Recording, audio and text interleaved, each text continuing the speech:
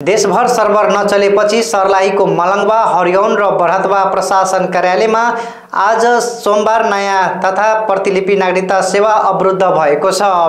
300 भन्दा बढी सेवाग्राही प्रभावित भएका छन्। प्रमुख जिल्ला अधिकारी रामुराज कड़रियाका अनुसार समस्या केन्द्रबाट आएको र छिटै समाधान गर्ने प्रयास भइरहेको छ।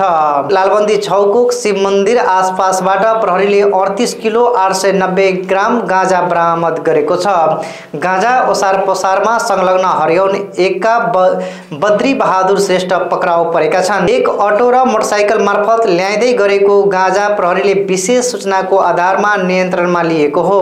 मोटरसाइकलमा रहेको व्यक्तिहरू भने फरार छन्। सर्लाहीमा हिजो आइतबारसम्म 5817 जना नयाँ मतदाता नावली दर्ता भएका छन्, जसमध्ये 3390 पुरुष र 2427 महिला रहेको जिल्ला निर्वाचन कार्यालय सर्लाहीले जनाएको छ। निर्वाचन आयोगले फागुन 21 गतेको लागि तोकिएको प्रतिनिधि सभा निर्वाचन लक्षित गरेर देशभर मतदाता नावली संकलन गरिरहेको छ। राष्ट्रिय परिचय पत्र बायोमेट्रिक डाटाबाट अनलाइनमै दर्ता गर्न मिल्ने व्यवस्था भएपछि कार्यालयको भिडभाड केही कम भएको निर्वाचन प्रमुख शिवनारायण शाहले जानकारी दिनुभयो। पहिला नै 4,90,004 जना मतदाता रहेको सर्लाहीमा आयोगले म्याद बढाएर मङ्सिर 5 गतेसम्म दर्ता गर्न सक्ने व्यवस्था मिलाएको छ।